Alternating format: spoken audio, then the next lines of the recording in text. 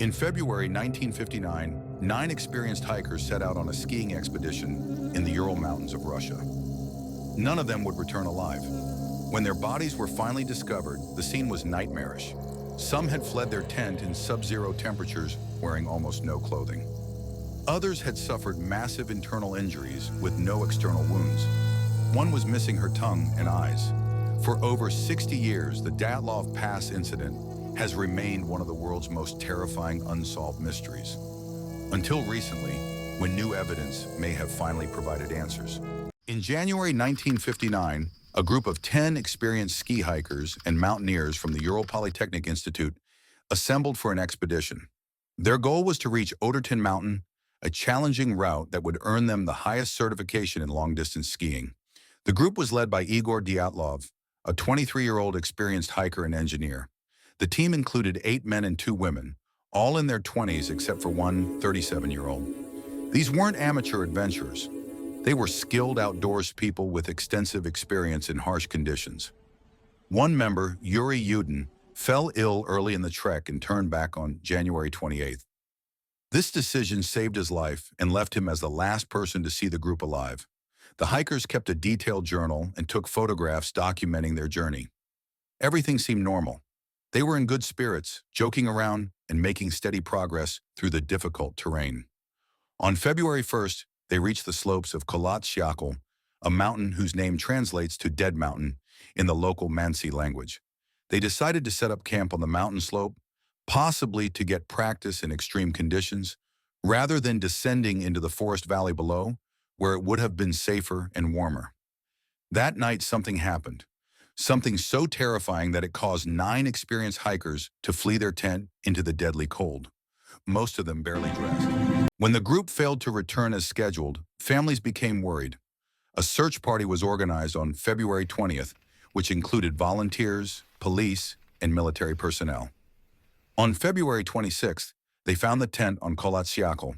What they discovered was deeply disturbing. The tent was still standing, but had been cut open from the inside, as if the hikers had slashed their way out in panic rather than using the entrance. Most of their shoes and warm clothing were left inside. In the snow near the tent, searchers found footprints leading down toward the forest. Some were barefoot, others in socks or a single shoe. The prints suggested the hikers were walking in a calm, orderly manner, not running. About a mile away at the edge of the forest, they found the first 2 bodies near the remains of a small fire. Yuri Krivonishenko and Yuri Doroshenko were found wearing only underwear, frozen to death. Strangely, some branches on nearby trees were broken high up, suggesting someone had climbed them, perhaps to see something or get a better view of the tent. 3 more bodies, including Igor Dyatlov, were found between the forest and the tent. They appeared to have been trying to return to the tent but had succumbed to hypothermia. The investigation at this point suggested a tragic but explainable accident. Perhaps an avalanche scared them from their tent, and they died of exposure. The case was closed in May 1959, with the official cause listed as a compelling natural force. But then, 2 months later in May, the remaining 4 bodies were discovered buried under 4 meters of snow in a ravine deeper in the forest. This discovery changed everything. These bodies told a very different story. Lyudmila Dubinina was missing her tongue, eyes, and part of her lips. Alexander Zolotaryov was missing his eyes. Both Dubinina and Zolotaryov had suffered massive chest fractures, the kind of injuries typically seen in high-speed car crashes. Nikolai Thibault Brignol had a severe skull fracture, yet crucially there were no external wounds or signs of a struggle. The force required to cause such internal damage should have left bruising or surface injuries, but there were none. A medical examiner noted the injuries could not have been caused by another human due to the extreme force required. For decades, the Dyatlov Pass incident spawned countless theories, from the plausible to the paranormal. Some theories included military testing gone wrong. The area was relatively close to military installations, leading to speculation about secret weapons tests, radiation exposure, or even parachute mines. Small amounts of radiation were indeed found on some clothing, but this could be explained by the fact that some team members worked in nuclear facilities. The Mansi indigenous people were briefly suspected, but they had no motive, no history of violence, and the nature of the injuries didn't match an attack. They considered the mountains sacred, but were known to be peaceful. Paranormal explanations range from UFOs to the Yeti to mysterious lights in the sky. Some locals and other expeditions had reported strange orange spheres in the sky around that time, but these could have been military missiles or natural phenomena. Infrasound was another theory.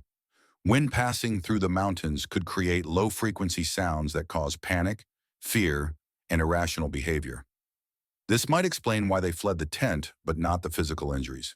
Then, in 2019, on the 60th anniversary of the incident, the Russian government reopened the investigation. In 2021, they announced their conclusion: an avalanche. But not just any avalanche. Scientists from Switzerland and Russia conducted detailed simulations and analysis. They concluded that a rare type of delayed slab avalanche could have occurred. The hikers cut into the snow to create a level platform for their tent, which could have created an unstable layer. Hours later, wind and gravity could have triggered a small avalanche that struck the tent. This small avalanche wouldn't have buried them, but it could have caused the chest and skull injuries to those inside the tent. In panic, possibly with some members injured and confused, they cut their way out and fled downslope. The missing soft tissues like tongues and eyes? Likely explained by natural decomposition and scavenging animals. The bodies were in water at the bottom of a ravine for months. The bizarre details, the climbing of trees, the careful removal of clothing from the dead to the living, the orderly footprints, all match the behavior of hypothermia victims. In the final stages of hypothermia, people experience paradoxical undressing, where they feel hot and remove clothing. They also suffer from confusion and poor decision-making. The 2021 conclusion isn't universally accepted. Some family members and researchers still have questions. Why would experienced hikers camp in such a dangerous location? Why didn't they return to the tent once the immediate danger passed? Some of these questions may never be fully answered. The Dyatlov Pass incident reminds us how hostile nature can be and how quickly situations can turn deadly, even for experienced outdoors people. It also shows how the absence of information can lead to wild speculation and how mundane explanations, while less exciting, are often the truth. The pass where they died is now called Dyatlov Pass in their memory. It's become a pilgrimage site for hikers and mystery enthusiasts, though the journey remains dangerous. 9 young people set out on an adventure and never returned. Whether it was a freak accident, a rare natural phenomenon, or something we still don't understand, their story continues to captivate and horrify us more than 6 decades later. What do you think really happened at Dyatlov Pass? Do you believe the avalanche theory, or do you think there's more to the story? Let me know in the comments. If you want more mysterious cases like this, subscribe and turn on notifications. Next time, we'll explore the twisted mind of one of America's most infamous serial killers. Stay curious, stay safe, and remember, sometimes the truth is stranger than any fiction we could imagine.